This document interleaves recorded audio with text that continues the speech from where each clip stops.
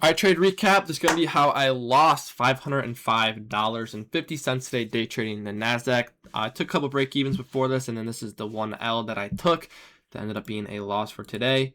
Just take off these executions so it cleans up. So yeah, this is like a 1 minute inversion that I took, ended up being a loss. But don't mind this trade at all, so we'll go over it. So let's get right into it. Coming over to market open. Today I was very bearish down to this monthly for value gap, super obvious draw on liquidity.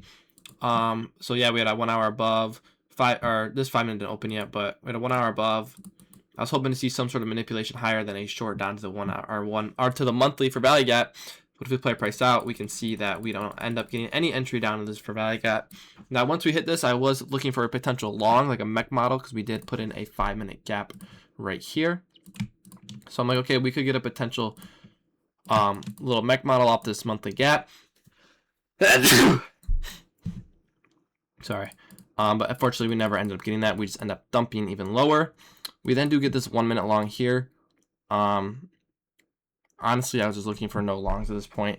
If you took this, I think it would have been break even. Yeah, so we would have got break even on this. But at this point, I'm just looking for shorts. We're so clearly bearish. There's just no reason to look for longs at all.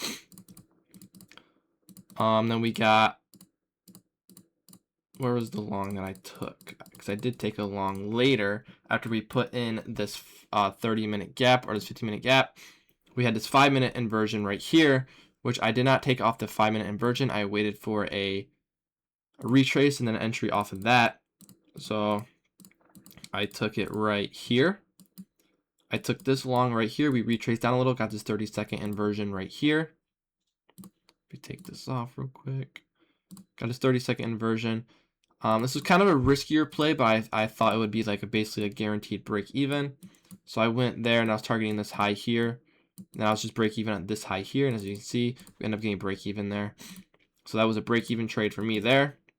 And then we just end up generating all of this LR down here, leading up to this unfilled 5 minute gap that opened up right here. So I'm like, okay, bet this could be a good shorting opportunity if we do come and take out and fill in this 30-minute gap. So if we play price out, right here is when this 30-minute gap got filled because ES filled it in. So if ES came up, took out these highs, filled in the 15, 30-minute gap. So we put in this SMT right here. And as you can see, we have a very, very nice looking AMD structure with the accumulation here. All right, I'm supposed to make that yellow. Accumulation, manipulation up into a key level with the SMT.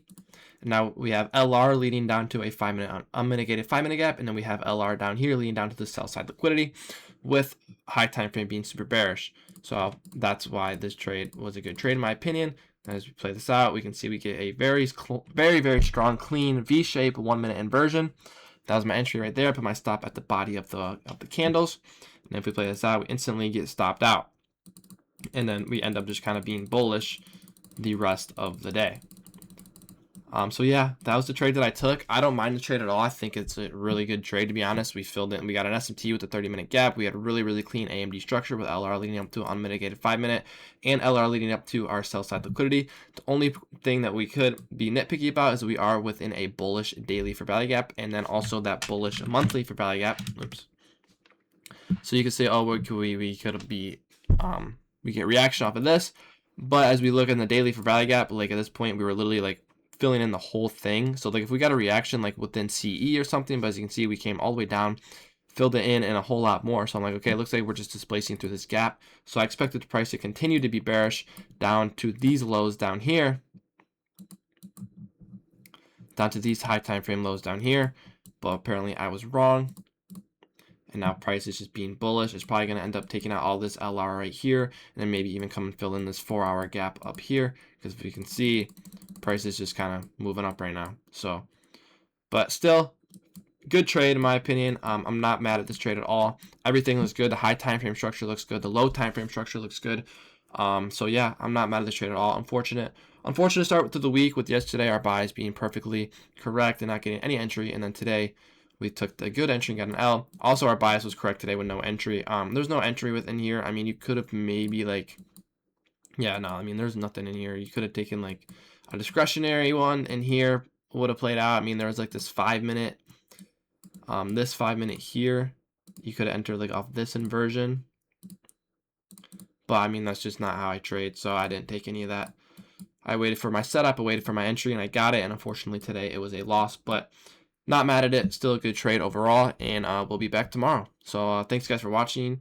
I live streamed today in my free Discord. Obviously, today was unfortunate that they probably, if you were in the live stream and took the same trade as me, you also would have lost. But I live stream 2 to 3 times a week, so we'll be back streaming again on Thursday this week. And then I also post my daily bias and trade ideas every single day, even when I'm not streaming, all in there in the free Discord. So join that, link in the description.